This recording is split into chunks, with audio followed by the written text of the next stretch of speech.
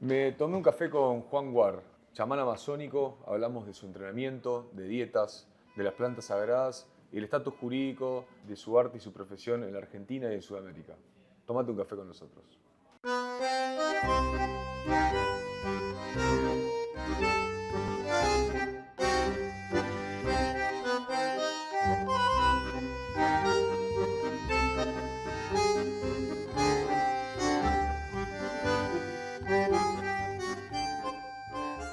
Bueno, Juan, bienvenido a Café Bec. Un lujo tenerte acá, hace mucho que no nos vemos. Eh, esto, vos y yo sabemos que este proyecto nace de la entrevista que te quería hacer hace mucho tiempo. Y yendo directamente al hueso, ¿no? ¿Qué significa ser chamán? Bueno, ¿qué significa ser chamán? Creo que la palabra chamán hoy en día la usamos como un epíteto que designa algo que no sabemos bien qué es. Es como pintar con grises. Chamán no es una palabra que sea específica al trabajo de nadie. Para empezar, por lo claro, la palabra chamán no es una palabra ni latina ni inglesa, por más de que lo que estaríamos hablando en esta conversación asumo que sería más que nada chamanismo americano. La palabra chamán no es americana. La historia de la palabra es medio extraña. Sabemos que es siberiana y la idea que tenemos del chamanismo generalmente parte de una imagen casi caricaturesca de lo que serían los chamanes siberianos, ¿no? Mi intuición, sin embargo, es que la palabra chamán deriva del sánscrito y se la apropia el norte de Asia, ¿no? Desde el sánscrito, cuya raíz sería shramana, que quiere decir practicante, y así como decimos, practicante es una palabra que puede volverse la definición de diversas prácticas. Entonces realmente no estamos diciendo mucho con la palabra shaman. Cuando hablo de que nuestra idea caricaturesca del chamán deriva de Siberia, uno puede pensar, no, yo no conozco a nadie de Siberia, ni nunca escuché hablar de un chamán siberiano, entonces eso no aplica. No sería el caso. Por ejemplo, la imagen más clara y caricaturesca que tenemos de cualquier chamán, que es siberiana, es Papá Noel. Papá Noel es una caricatura de un chamán siberiano, ¿no? Los colores que usa, que son blanco y rojo, la idea de que maneja un trineo con alces y que vuela, son todas partes de la leyenda o del arquetipo mitológico del chamán siberiano. Y desde ese punto es que se expande. Yo podría asumir que en lo que sería el mundo occidental, en este caso estamos incluyendo a Rusia, que es occidental de una manera muy extraña, ¿no? San Petersburgo y Moscú es occidental. Siberia no es occidental. Lo que pasa es que al Siberia ser parte de Rusia y Rusia de alguna manera ser parte de la hegemonía occidental, el punto más cercano que tiene el mundo occidental al chamanismo es Siberia. Pero hoy en día, y particularmente mis prácticas, no derivan en absoluto digamos, de la tradición occidental, ¿no? Incluso tampoco tengo contacto con chamanes siberianos. Entonces lo que pasa es que esta palabra, chamán, que en un principio es una especulación, ¿no? Pero yo realmente creo que la palabra chamán deriva de shramana en sánscrito. De ahí se llevó a Siberia, de Siberia a ser parte del, digamos, la hegemonía rusa y Rusia a ser parte de Occidente. Cuando los occidentales quisieron interpelar o extrapolar algunas actividades rituales de otros pueblos dentro de su propia definición, usaron esa palabra. Entonces lo que pasa hoy es que uno puede ir al sur de África y va a ver algunos rituales extraños y ya por no saber definir qué es, uno usa la palabra y dice chamanes africanos, ¿no? Entonces, o puede ir a Filipinas y bueno, chamanes filipinos. O donde es más común en América, decir este es un chamán, este es un chamán. ¿no? Pero en los nombres que designan la profesión de lo que nosotros diríamos como chamán en América, para los nativos no es la palabra que se usa. Okay. ¿No? Entonces, por ejemplo, dentro de la cultura mestiza peruana, ¿no?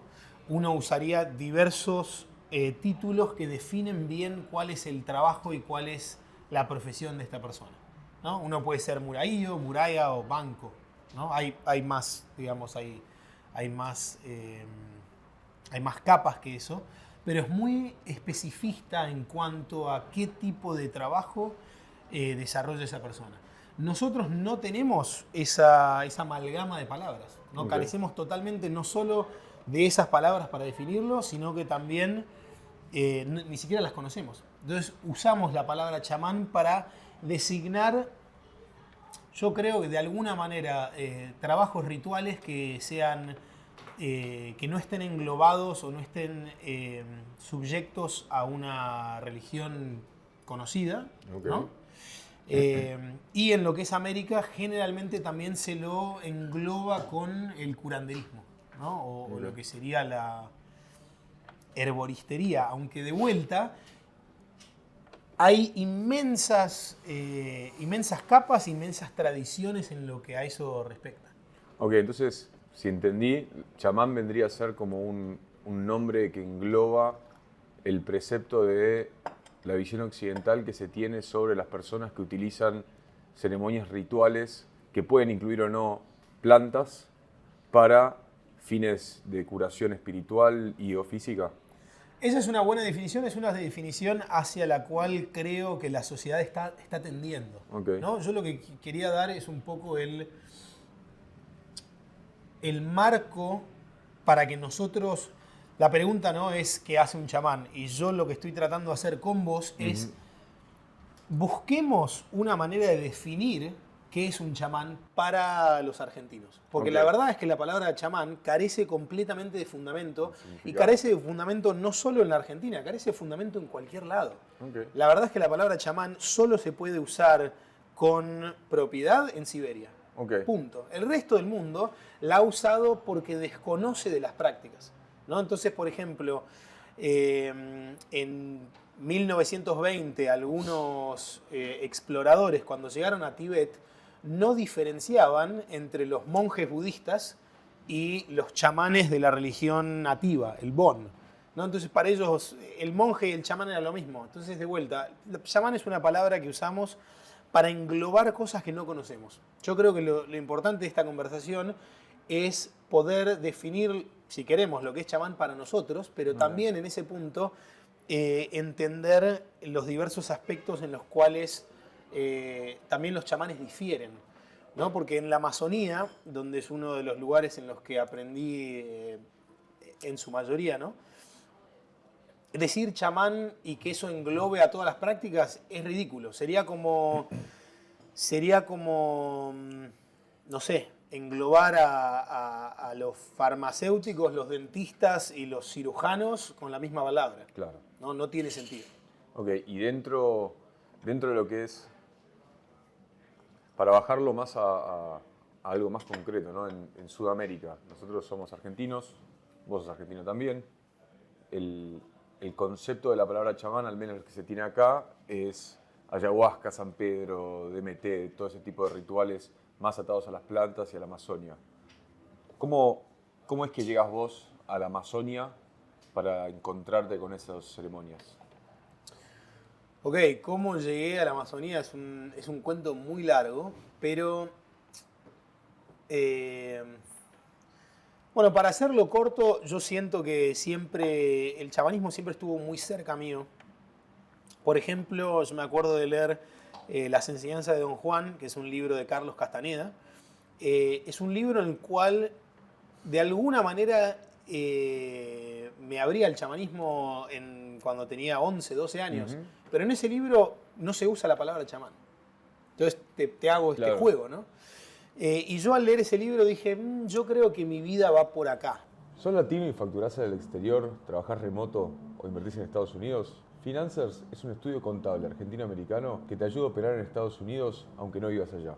Financers te hace la declaración de impuestos en Estados Unidos, te abre tu empresa, sea una LLC, una corp o un offshore, te abre la cuenta bancaria, te lleva la contabilidad y te asesora en estructuras fiscales internacionales.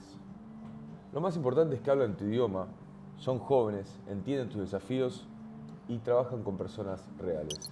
Ni bots, ni agentes, ni mensajes infinitos. Con Financers, trabaja tranquilo. Sí, en ese momento yo sentía que había yo sentía que había una pelea o una fricción entre lo que yo sentía como el derecho divino de la exploración psíquica y lo que sentía que era tanto la represión legal como el desconocimiento social que existía en la Argentina, ¿no? Yo cuando me fui a la Amazonía ya tenía encuentros con algunas de las medicinas que después seguí usando y que logré, no, la palabra no es logré dominar, pero digamos, logré ponerme a su servicio. Y siempre sentí que estábamos usando algo muy importante, ni siquiera quiero darle el epíteto sagrado, digamos que sentía que habíamos encontrado uranio y en cambio de usarlo para generar energía y potenciar toda una ciudad, estábamos usando el uranio solo para, no sé, para terapias de quimio, ¿no? Claro. Entonces, bueno, sí, está bien, tiene un uso, pero estamos perdiendo un uso que es tanto más grande y tanto más beneficioso para la gran mayoría de las personas, ¿no? Entonces sentía que había esta fricción entre lo que era la exploración y así, ¿no? El derecho divino de una persona a conocerse en ese plano y lo que era tanto la ignorancia social como la restricción legal. Eso fue lo que me llevó de alguna manera a la Amazonía. Llevado, la verdad, porque por una intuición,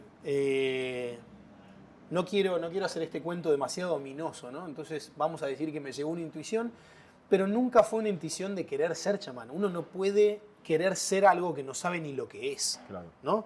Yo entrené en la Amazonía durante 7, 8 años, hasta recibir el permiso y la confianza y el coraje de hacer lo que hago, pero durante esos 7 años, hasta el último año, no se vislumbró que existía una posibilidad de llevarlo al servicio de otros. Para mí seguía siendo esta visión que bueno, uso al libro de Carlos Castaneda, porque quizá alguno de parte de tu audiencia quizá lo conozca, pero mi motivación primigenia siempre fue la de un entendimiento del mundo y de las fuerzas. Y una vez que ese entendimiento se ratificó en algo experiencial, solo en ese momento pasó a ser algo que una persona lo puede compartir para el beneficio de otros, ¿no? Okay. Pero hasta que ese entendimiento no se ratificó, nunca se me ocurrió que sea posible compartirlo. Claro. ¿No? ¿En qué consiste un entrenamiento? Esa es la pregunta importante cuando uno habla de cómo diferenciar a los distintos tipos de chamán. Porque a veces los distintos tipos de chamán pueden hacer cosas distintas, a veces pueden hacer lo mismo. Pero la manera en la que nosotros diferenciamos o distinguimos chamanes en la Amazonía es por su linaje, y los linajes tienen que ver por su entrenamiento, ¿no? Esa es de alguna manera la distinción. En la Amazonía uno también puede pensar, ¿no?, que las tribus indígenas son todas, hablamos así en general, las tribus. Todas las tribus son más distintas las tribus indígenas entre sí de lo que son los pueblos de América. O sea, es más parecido un brasileño a un argentino, a un chileno, a un paraguayo, a un boliviano, a un peruano, de lo que son las tribus de la Amazonía entre sí, ¿no? Que pueden ser de distintos países o no. Entonces, la verdad es que la división geográfica y política es una división completamente ilusoria para definir a las las tribus amazónicas, porque fue ilusorio partir a Perú y Brasil en el medio y dejar algunas tribus de un lado y algunas tribus del otro.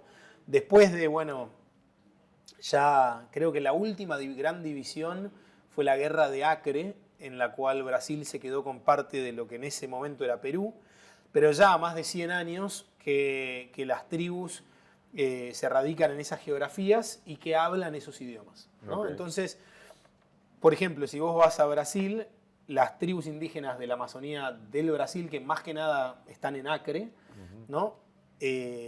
Van a hablar su idioma nativo, que es pano o catuquina o pano-catuquina. Y como segundo idioma van a hablar brasileño. Lo mismo pasa en Perú, ¿no?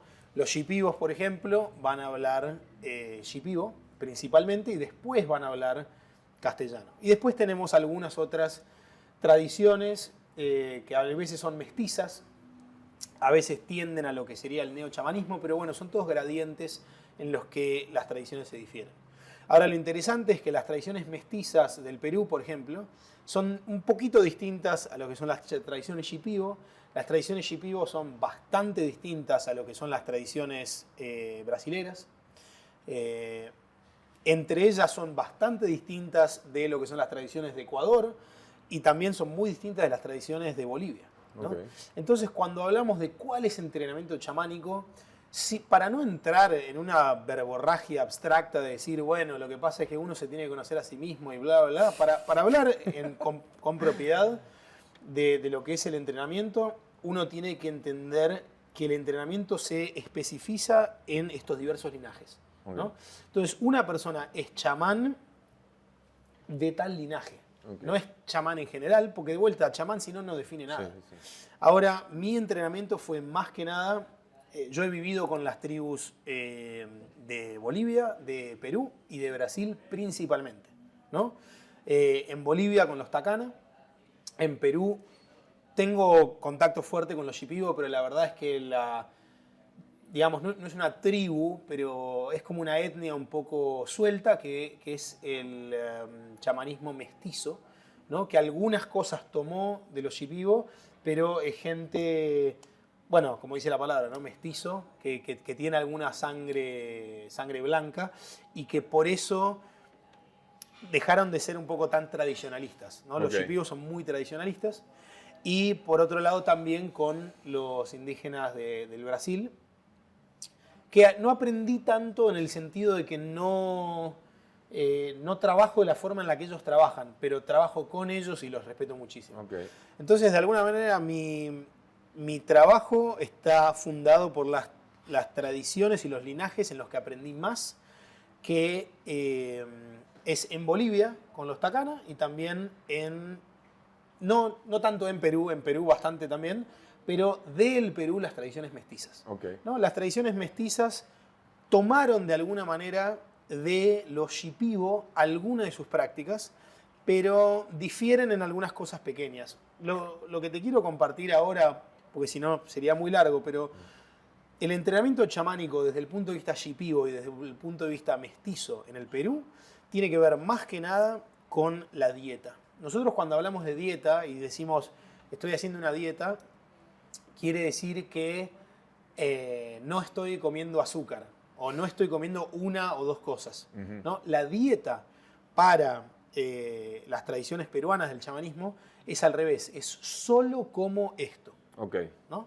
Entonces, por ejemplo, un entrenamiento chamánico radica en pasar mucho tiempo solo en el Amazonas, sin ver a nadie, tocar a nadie, hablar con nadie, comiendo solo una vez al día arroz blanco, plátano crudo, hervido y pescado, ninguna de estas cosas con sal, nada puede tener gusto, tomando todos los días una planta distinta, plantas de la Amazonía misma, porque es la manera en la que conocemos las plantas y sus personalidades, y aparte de todo esto, practicando con la planta que uno está buscando dominar, ¿no?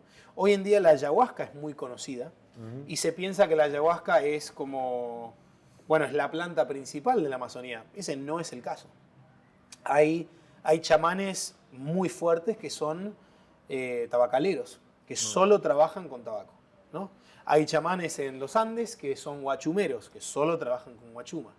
Hay chamanes que sí son ayahuasqueros. Hoy en día, algunas de estas tradiciones empezaron a confluir y hay chamanes que manejan más de una medicina, ¿no? Este es mi caso. Pero por lo general y en el pasado no era así. Las tradiciones se circunscribían a la zona en la que esta medicina crecía y a la tradición del pueblo que las manejaba. Entonces era extraño conocer un tabacalero que también sea ayahuasquero, ¿no? Sino Claro. que esta gente buscaba dominar esa medicina en lo total y dominarla en su, digamos, en su área, y de esta manera también tomaban otras plantas, ¿no? Entonces, un entrenamiento chamánico depende mucho del linaje, depende de un maestro, pero lo que sí o sí uno precisa, por lo menos para heredar de alguna manera las tradiciones peruanas, shipibo mestizas, uno tiene que dietar, Ok. ¿no? Meses, idealmente en el Perú decimos que ninguna persona que tenga menos de un año de dieta es un chamán no reconocido. Cuando hablas un año de dieta, ¿es continuada o en distintas como píldoras? No, Píldoras, puede- no sé si es la palabra, pero... No, puede Sí, ser bueno. administrado a través del tiempo, Ujú. ¿no? Es raro, hay veces que tenés shipibos que dietan un año entero, ¿no? Uno de mis maestros tiene 5 años de dieta, por ejemplo, en toda su Ok. vida.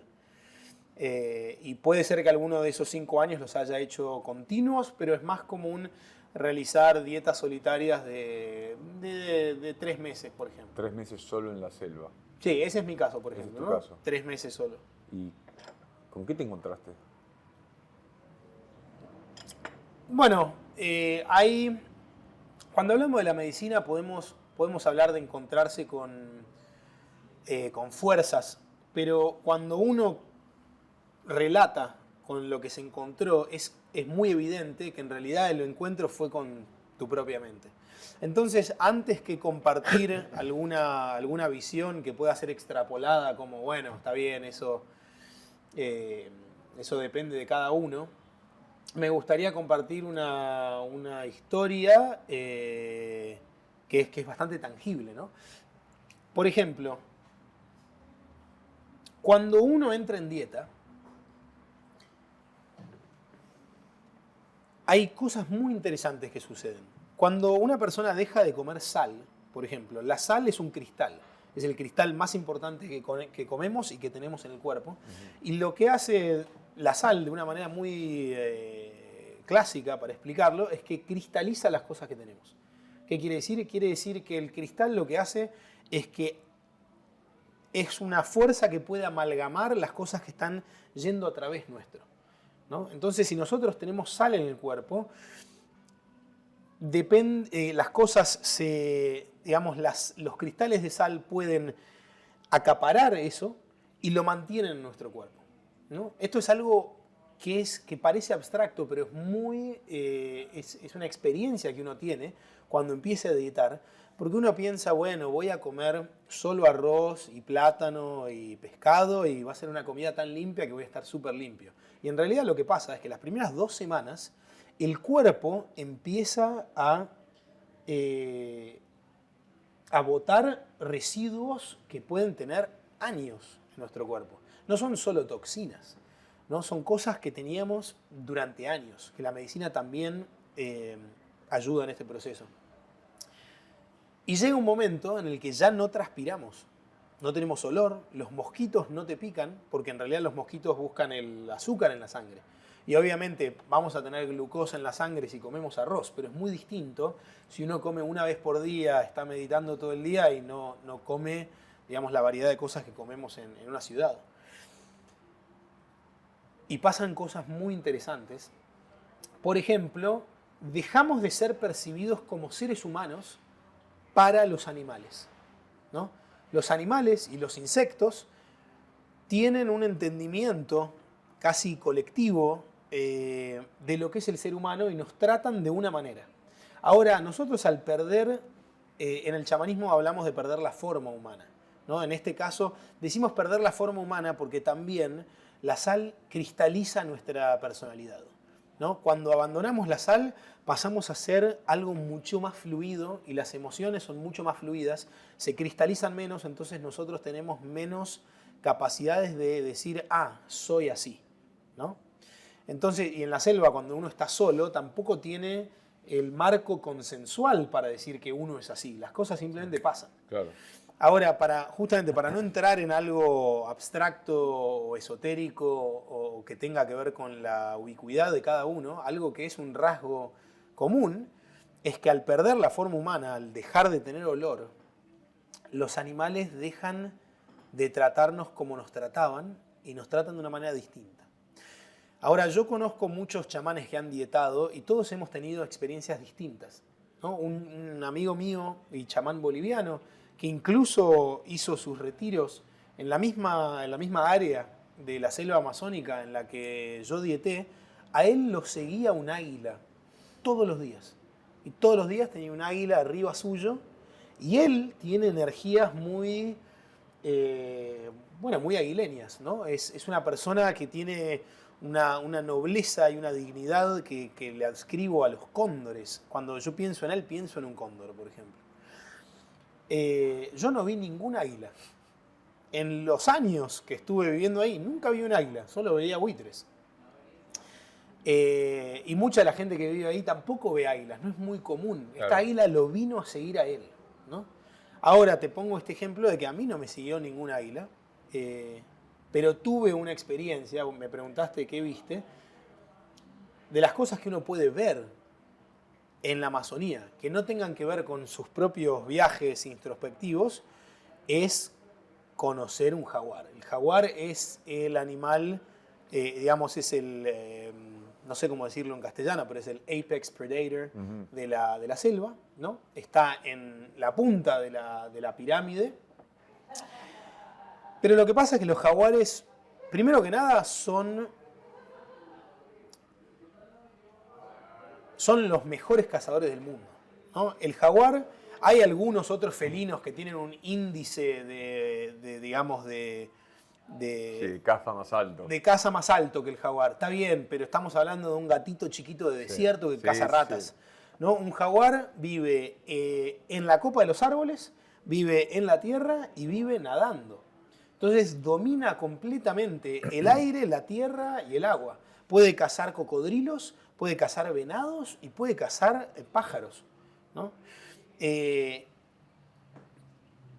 yo siempre tuve una fascinación muy fuerte con el jaguar y la verdad que haber tenido un encuentro cara a cara con algo que para cualquiera de nosotros tiene una fascinación mística y nunca pensamos que va a ser posible, ¿no? Y uno al estar mismo también en la selva, no voy a hacer toda la historia porque quizás es muy larga, pero lo que sí puedo decir es que a mí me acechó un jaguar durante 3 meses y yo también lo acechaba a él. Y en el momento climático en el cual nos conocemos cara a cara, me doy cuenta de que él estaba tan curioso de mí como yo estaba de él. Y que yo el miedo que tenía de él también lo compartía. Okay. ¿Cómo fue ese momento? Ese momento fue, bueno, de cara a cara estaba haciendo, era una noche de luna llena y estaba haciendo una ceremonia solo en mi cabaña, aislado, bien adentro de la selva. Ya estamos meses en la dieta, no tenía olor, ya ni siquiera me estaba comportando como una persona. Y abrí mi espacio ritual y salí a caminar por la selva, lo cual también es de mi costumbre. Y ya hace meses que yo veía, la historia es más larga, ¿no? Pero voy a contar el clímax, pero hace meses que teníamos pseudo encuentros, ¿no? Pero nunca lo había visto cara a cara, lo había escuchado varias veces, había visto sus huellas, siguiendo mis huellas, pero nunca nos habíamos visto. Y en esta noche fatídica de luna llena, cuando estoy volviendo a mi cabaña, el jaguar me estaba esperando adentro de unos arbustos a 2 metros del camino. Y yo estaba, digamos, a 10 metros de mi cabaña y él me estaba esperando, pero yo siento que pasé muy cerca y él no estaba preparado para eso. y rugió, ¿no? Me rugió a la derecha a unos 2 metros. Así. Se me puso la piel de gallina. Y el jaguar tiene, yo sentía que tenía un poder, que te hiela la sangre, sí. Y me paralicé. ¿No? Lo sentí como realmente un poder que tiene para sí. Paralizar su presa. Pero en ese rugido no escuché una fuerza avasalladora de coraje mortuorio. Escuché también la curiosidad de otro ser por mí. Y de que yo quizá estaba invadiendo un poco muy cerca su espacio. Y en ese momento me di cuenta que yo le tenía miedo, pero él también. Y que yo le tenía mucha curiosidad, pero él también. Y que de alguna manera nos veníamos acechando todo este tiempo. Y en ese momento giré y lo vi. Es muy extraño porque la luz de la luna no puede reflejar los rojos o los amarillos, ¿no? Bajo la luna llena todo es azul grisáceo. Y lo vi extendido, grande, un macho, que igual yo los puedo reconocer, también por las pisadas, o sea, sé cómo vive un jaguar, ¿no? Durante mucho tiempo también lo aceché y la premisa principal para acechar algo es convertirte en ese algo. Entonces yo tenía que actuar como un jaguar para llegar a encontrar un jaguar. Que ese también diría que es parte del entrenamiento chamánico. Pero en ese momento, bajo la luna lo vi rayado, pero los ojos eran amarillos. Y esta imagen se me selló en la mente, pero también sé que es una imagen imposible, porque la luna no refleja amarillo. Claro. Pero sin embargo fue así, ¿no? Así como lo registré, y nos miramos cara a cara por lo que deben haber sido 5 segundos y lo que para mí fue una eternidad. Y en ese momento sentí que algo muy particular se cruzaba entre nosotros. Y después lo vi, bueno, y duró 5 segundos, ¿no? Y él volvió para la selva y yo fui y me senté en la escalera que llevaba a mi cabaña. Y me acuerdo de sentarme y decir, acaba de pasar, no lo puedo creer. Después de meses, acabo de ver al jaguar, lo acabo de tener ese encuentro. Y ese día tuve un sueño y al día siguiente me levanté y lo vi al jaguar del otro lado del río. Pero ya no tenía esta como ansiedad, expectativa, curiosidad. Hay que entender, ¿no?, que estaba 3 meses en un proceso muy, muy interesante y yo no creo que reaccionaría ante un jaguar así hoy, ¿no? No cargo esas energías hoy, pero en ese día me acuerdo de mirarnos y éramos 2 hermanos. Yo había ido a lavar ropa al río y estaba ahí y ya ni me sorprendió. Claro. Y esa fue la última vez que lo vi. Pero también siento que, a veces siento que en ceremonias yo sueño que soy un jaguar, que tengo garras y patas, y me veo cruzar la Amazonía como en un sueño de jaguar, y siento que a veces el jaguar se mete en mi cuerpo y hace algunas cosas en ceremonia, y la gente lo ve, y yo les digo, ¿no?, que hay veces que uno puede cambiar de alma, o por lo menos tener una especie de agujero o túnel en el cual tomamos vacaciones. Yo tomo mis vacaciones humanas y él toma sus vacaciones jaguar.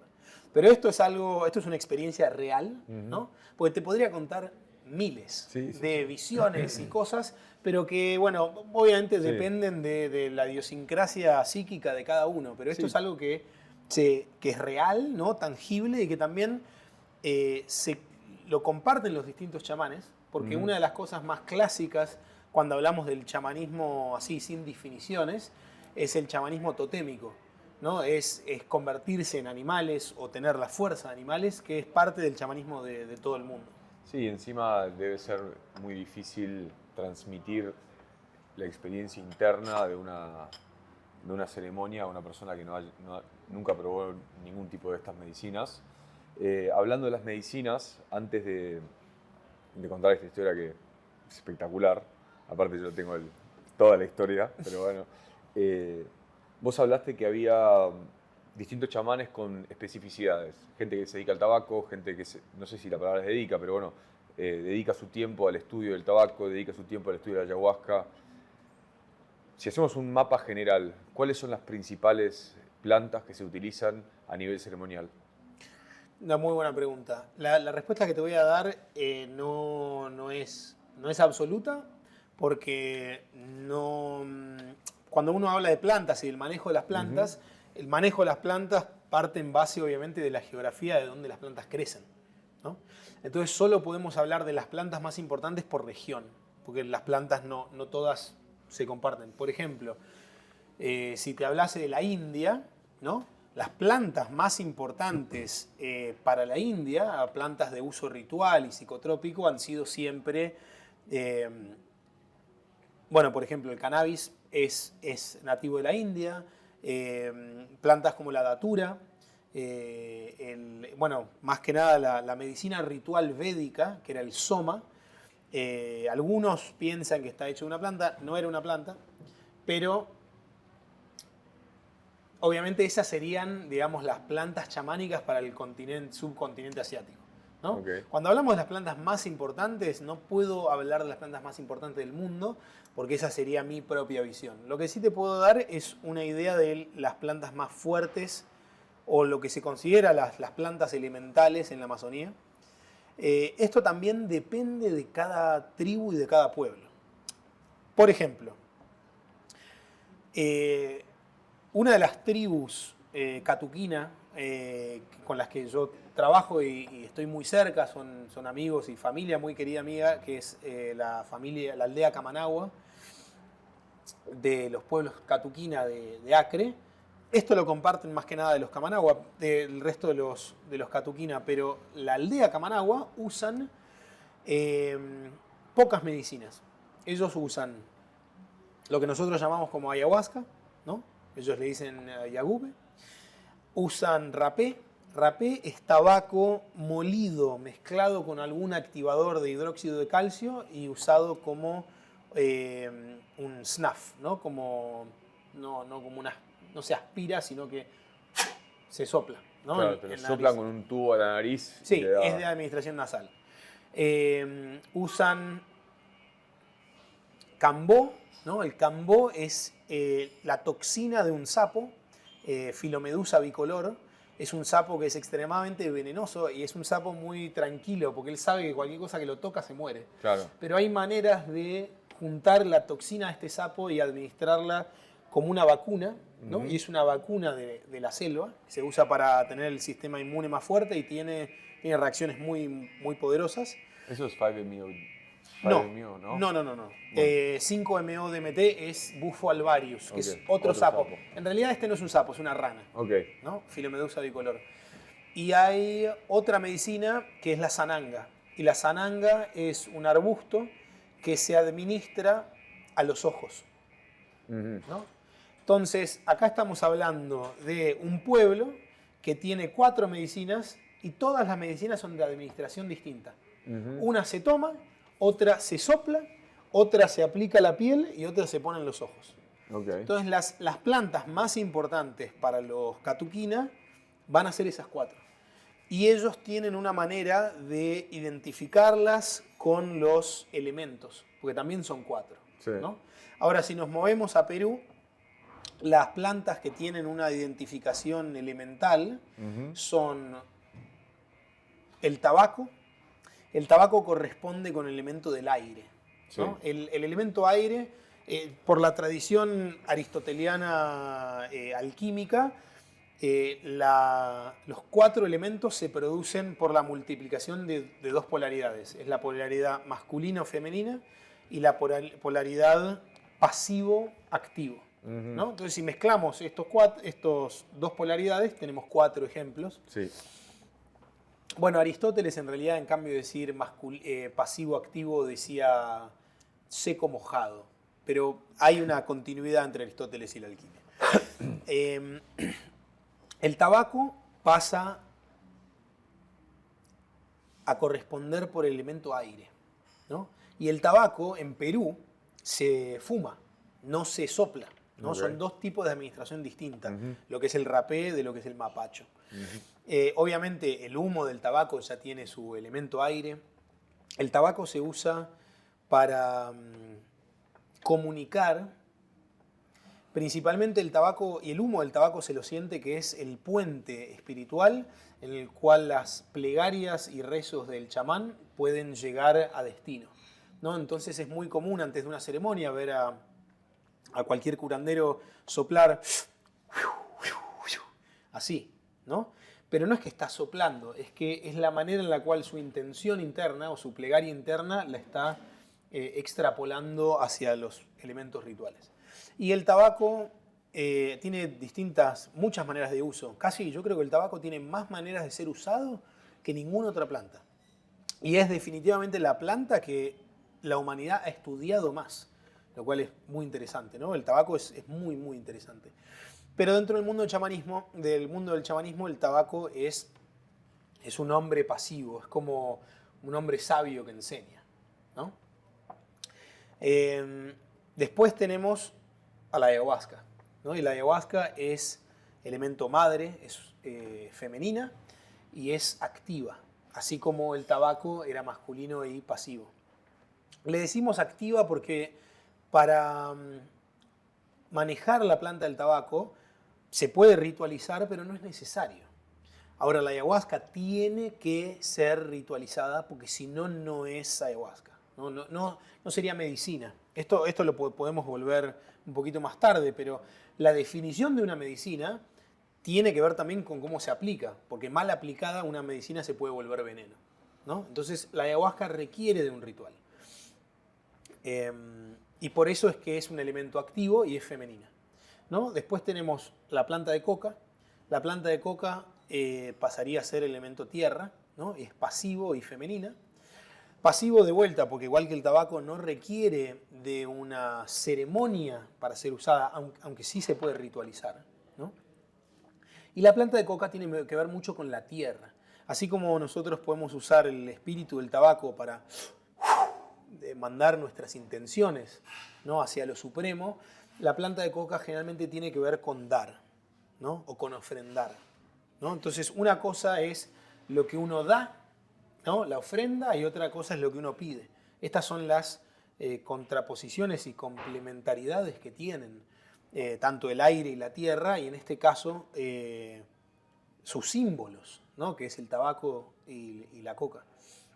Y así como la madre ayahuasca se la ve como una medicina, o se la ve como una mujer, ¿no?, así también la huachuma, puede ser huachuma, achuma es en Bolivia, es en Aymara, en quechua es huachuma, nosotros lo conocemos a veces como el cactus de San Pedro, aunque hay 3 tipos de cactus, ¿no? Entonces depende también qué cactus use. Los 3 contienen el principio activo, que es la mescalina, y también es un primo lejano de lo que sería el peyote en México. Y todas estas tradiciones, no importa de dónde sean, también le adscriben a esta medicina un carácter masculino y activo, ¿no?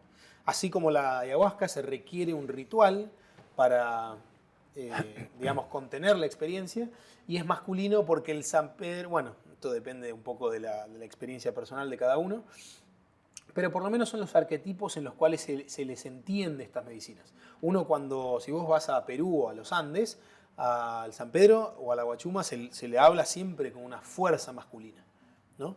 Y a la madre de ayahuasca siempre con una fuerza femenina. Lo mismo con el tabaco, lo mismo con la coca. Entonces, ahora, depende un poco de en qué región uno está. Porque, por ejemplo, no se usa coca en Brasil, ¿no? Bueno, por lo menos no los indígenas.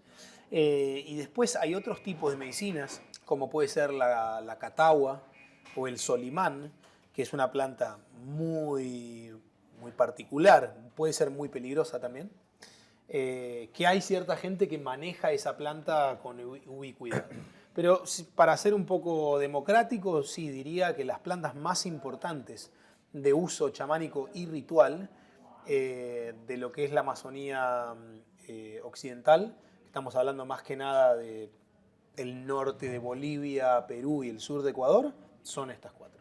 Estas 4, perfecto. Cada una son para dar una vuelta, ¿no? Tabaco, coca, ayahuasca, San Pedro o huachuma. Cada una tiene una personalidad, tiene una identidad, tiene un equilibrio entre sus propiedades. Cada una tiene su propia ceremonia o ritual. ¿no? Sí, tienen sus usos particulares. Esos usos particulares. ¿En qué estado está a nivel legal y tipicidad legal a nivel Argentina, Sudamérica, mundo, este tipo de ceremonias y este tipo de rituales? La Argentina, comparado con el resto de América y particularmente Sudamérica y particularmente todos nuestros vecinos, tiene tanto una política como una legislación retrógrada. Okay. Por ejemplo, la ayahuasca es legal en todos nuestros vecinos y países limítrofes. Okay. Es legal en Uruguay, en Paraguay, en Brasil, en Bolivia y en Chile. Ahora, su legalidad difiere, ¿no? Es legal pero de manera diferente. Pero el único país de ese cono sur en el cual la medicina es ilegal es la Argentina, ¿no? Entonces la Argentina tiene una ley retrógrada en cuanto a las medicinas. Sin embargo, tiene un poco de sentido, porque en todos los países que acabo de mencionar, excepto el Uruguay, bueno, en realidad en Chile también, aunque hay un movimiento más fluido, ¿no?, entre las etnias indígenas entre Chile y Perú, pero la Argentina tiene poco contacto con sus raíces indígenas y la Argentina no tiene pueblos amazónicos que hayan continuado esta tradición, ¿no? Entonces, el Brasil legalizó el uso de la medicina tanto para los indígenas como para sus tradiciones religiosas, ¿no? Pero obviamente empezó por un reconocimiento de la práctica sagrada de sus pueblos originarios, ¿no? Lo mismo con el Perú. Ahora, eso nunca podría haber sido el caso en la Argentina porque nosotros no tenemos pueblos amazónicos que hayan tenido esta tradición, ¿no? Entonces, por ese lado se entiende. Por el otro lado, yo puedo entender que todos los cambios legales parten a través de una fricción entre lo que la sociedad quiere y hace y entre lo que justamente el gobierno puede regular. Hoy en día el gobierno no puede regular a la medicina más allá de imponer su ilegalidad. Lo cual eso lo vuelve también un problema fuerte, porque estamos, por ejemplo, ¿no? ¿De dónde viene la ilegalidad de la ayahuasca? No viene de la ayahuasca propia, porque la ayahuasca es una liana, ¿no? Es una liana que contiene betacargolinos, pero ninguno de esos betacargolinos, ni armala ni armalina, están regulados. Entonces la ayahuasca no es técnicamente ilegal. Ahora, cuando hablamos de ayahuasca, una cosa es la planta y otra cosa es la pócima. La pócima, para que sea efectiva, se la mezcla con otra planta. Pueden ser diversas plantas, ¿no? Por lo general hablamos, particularmente en las tradiciones que estuvimos diciendo, hablamos de la planta chacruna. Y la chacruna, que es la Cicotia viridis, contiene DMT, ¿no? Del DMT se ha hablado por demasía en los últimos años. Es dimetiltriptamina. Es el análogo a la serotonina más básico que existe en el mundo natural, ¿no? Para que la gente que no entiende de química entienda lo que acabo de decir, quiere decir que es el alcaloide de absorción y disolución más rápida del organismo humano, ¿no? Incluso también se han hecho estudios de que nosotros tenemos la capacidad no solo de tener reacciones neurálgicas al DMT, sino también que lo producimos.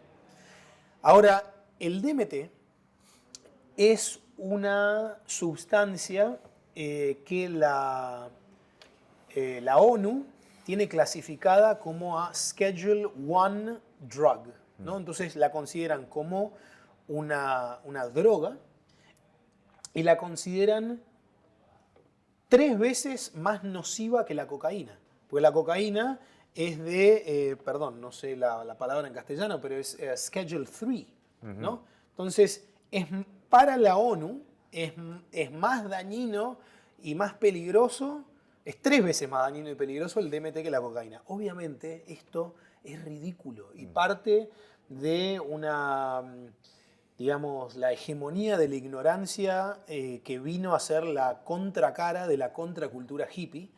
Y todas estas leyes se formularon en esta época, entre los 60 y los 70.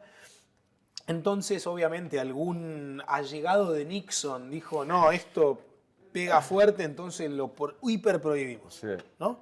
Y tenemos que hablar, incluso yo me veo forzado de hablar de la medicina en un contexto con la cocaína, para que la gente entienda digamos, cuán retrógrada es la ley que tenemos.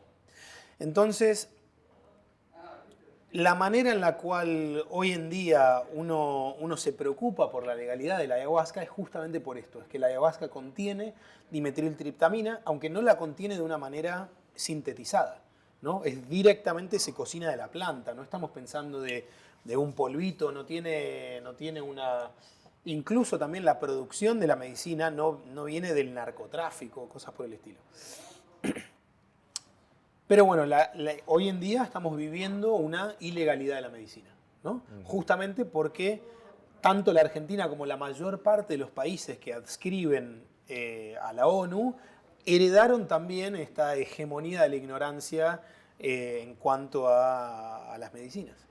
Ahora, el resto de los países del Cono Sur que de alguna manera tienen o una ley más permisible, o una aceptación completa, o ciertos grises. La verdad, si te digo la verdad, todos los países del Cono Sur que han legalizado la medicina, su legalización es incompleta y le falta trabajo. Pero comparado con la ley retrógrada de la Argentina, que la considera una hermana de la cocaína porque parte así como te digo, ¿no? De la época en la cual Nixon estaba tratando de darle mano dura a los hippies, y nosotros de alguna manera, ¿qué tenemos que ver con eso? Nada. Pero no tenemos pueblos indígenas que defender. Claro. Entonces, la legalización de la ayahuasca en la Argentina es un poco más complicada. Por ejemplo, Uruguay tampoco los tiene. Pero Uruguay es nuestro hermano más chico, pero en algunas cosas más sabio. Pero hasta que la medicina no sea parte del quórum cultural, no va a tener peso su legalización, porque si no, ¿para qué se legaliza? ¿No? Ahora, lo que eso prescribe también es que para que la ayahuasca tenga suficiente fuerza para ser legalizada, también tiene que ser usada de manera ilegal. Lo cual es el problema del mercado negro y el problema de la ley retrógrada que tenemos hoy en día.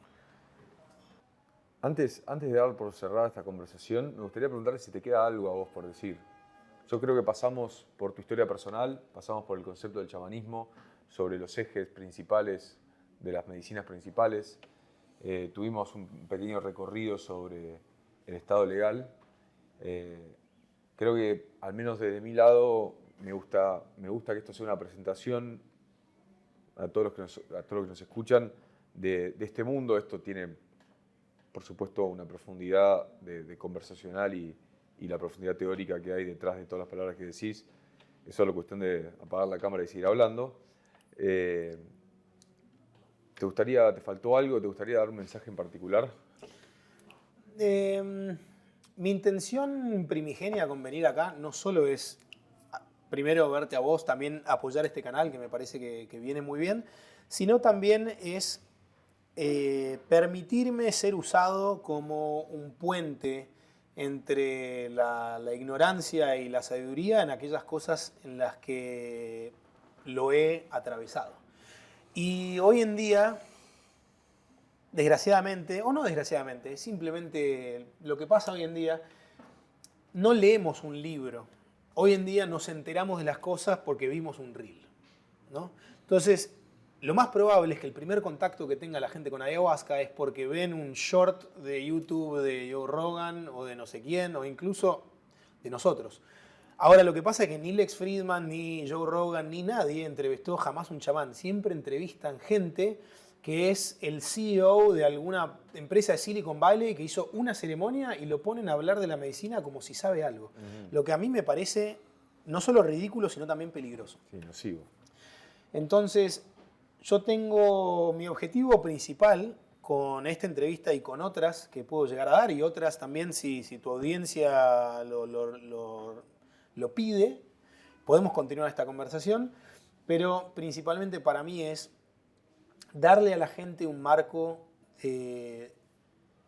para entender las especificidades del chamanismo, ¿no? Porque cuando uno se da cuenta la profundidad técnica que tiene, abandona ese lado medio abstracto en el cual es muy fácil, ¿sabes qué? Es muy fácil pasar por alguien que sabe cuando las cosas no están bien definidas. Y por eso es que hoy en día tenemos tanto charlatán, porque nadie sabe, entonces nadie los puede probar, a ver si saben o no. Ahora, si nosotros empezamos a tener un lenguaje que sea más técnico y de las especificidades del chamanismo, no solo estamos abriendo un camino hacia la posible legalización de cosas que le pueden hacer muy bien al ser humano y los argentinos, sino que también estamos protegiéndonos contra los charlatanes y contra el abuso de estas medicinas y de este camino, que no tienen que ver con este camino. Uno puede abusar de cualquier cosa. Simplemente lo único que requiere es de que no tengamos una mirada específica de lo que estamos hablando y que permitamos a otros que abusen a través de un idioma abstracto y a través de, digamos, el falso esoterismo, querer acaparar un ámbito que no han perfeccionado, que no han atravesado. Ahora, yo no quiero hablar de perfección, no tengo no he perfeccionado nada en mi vida, ni siquiera del chamanismo, y no soy de ninguna manera conozco chamanes con una fuerza increíble. Uno de mis maestros tiene 97 años, sigue haciendo ceremonias, ¿no? Pero yo tengo tanto la virtud como la responsabilidad de ser argentino y de poder comunicar cosas que el común de la gente no puede acceder, pero que, no te voy a decir que el común de la gente, pero una gran parte de la gente podría no solo acceder, sino también derivar un beneficio enorme. Y si yo puedo de alguna manera cumplir esa función para ameliorar el detrimento de las medicinas en pos de los charlatanes y de poder de alguna manera ofrecer desde un punto de vista didáctico qué es el chamanismo, de qué manera se usan las plantas, cuáles son los linajes que hay, cómo uno puede aprender, cuál es el entrenamiento, cuál es el linaje, todas estas cosas, yo creo que estaría dando un servicio que estuve dando los últimos 13 años, pero no en la Argentina. Porque en la Argentina justamente no tiene la tiene cada vez más, pero no tiene esta conexión con la Amazonía o con los Andes desde el punto de vista indígena y desde el punto de vista de las tradiciones religiosas. Y como esto es algo que yo he buscado toda mi vida, siento que de alguna manera lo puedo compartir. Y si lo puedo compartir, mientras que haya gente que lo quiera escuchar, voy a estar acá para hablar. Juan, muchas gracias por venir. Gracias, Emilia.